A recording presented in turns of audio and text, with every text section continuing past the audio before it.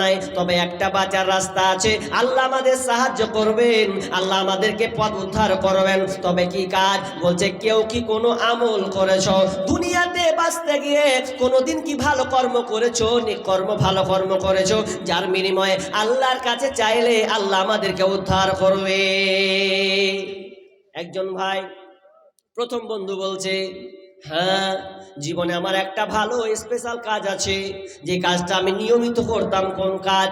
বলছে বন্ধু বন্ধু আমার কাজ ছিল আমার বাপ মায়ের খিদমত আমি করতাম। প্রতিদিন আমি যেতাম কোথায়? তো মাঠে রাখাল হিসাবে আমি ছাগল চড়াতে যেতাম। চড়াতে গিয়ে আমার প্রতিদিন দৈনন্দিন আমার অভ্যাস ছিল। থাক থাক থাক, 1 ঘন্টা হোক নাকি, শুরু করে দেবো? হ্যাঁ চালাই, এটা পেন্ডিং থাক ইনশাআল্লাহ, একটুই হোক। কি বলছিলাম? এবার বন্ধু বলছে আমি প্রতিদিন ছাগল চড়াতাম।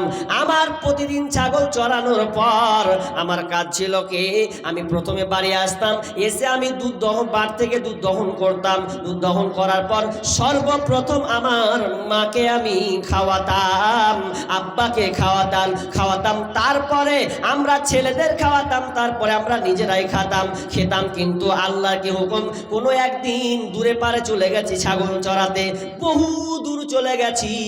আপনার সন্ধ্যা রাত গভীর হয়ে গেল, আমি বাড়ি এসে পৌঁছালাম, দুধ দহন করলাম মাকে দেওয়ার জন্য। যখন আমি মাকে দিচ্ছি তো মা ঘুমন্ত, আব্বা ঘুমন্ত, কিভাবে আমি দেব? ঘুমন্ত মানুষকে তো আর জাগানো যায় না, বয়স্ক মানুষ। এবার আমি কি করলাম, আমি কোনো রাস্তা না পেয়ে মায়ের মাথার দিকে আমি দাঁড়িয়ে থাকলাম। ছেলেরা কান্না করে, আব্বু দুধ দাও, ভোগ লেগেছে, খিদে লেগেছে। বাবু আমি আমার সন্তানদেরকে আমি দিই নাই, আমরা নিজেরাও খাই নাই, সন্তানেরা আপনার কিনা কান্নার রোল বয়েছে। এরপর আমি তাদেরকে দুধ খেতে দিলাম না। যতক্ষণ পর্যন্ত আমার মা আব্বা না খাবে ততক্ষণ পর্যন্ত আমি কিন্তু দুধ পান করতে দেব না।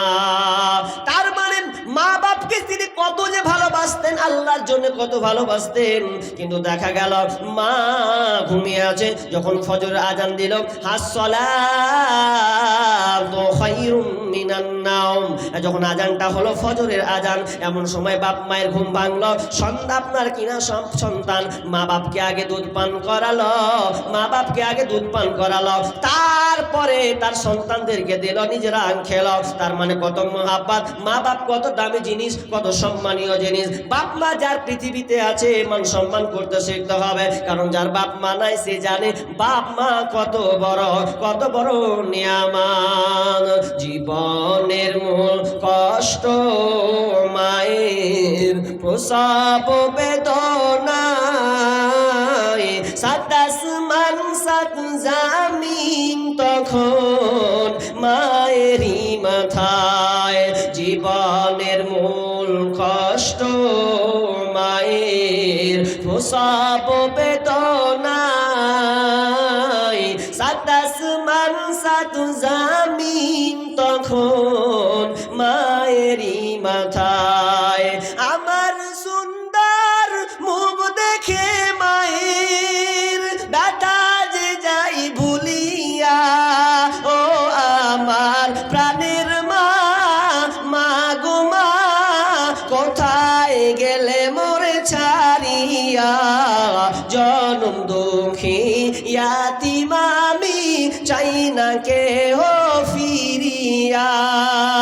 আমি যখন ছিলাম আমার মায়েরই উদরে, চলাফেরা করলেন যে মায় কত কষ্ট করে।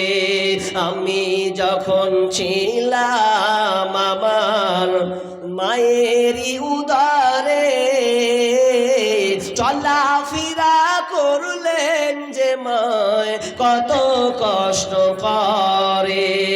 এমন মাকে কেমনে আমি, এমন মাকে কেমনে আজি যাব আমি ভুলিয়া?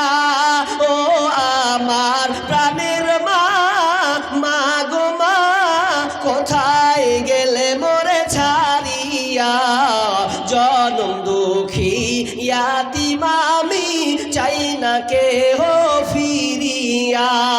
দুঃখে কষ্টে মায়ের জীবন জীবন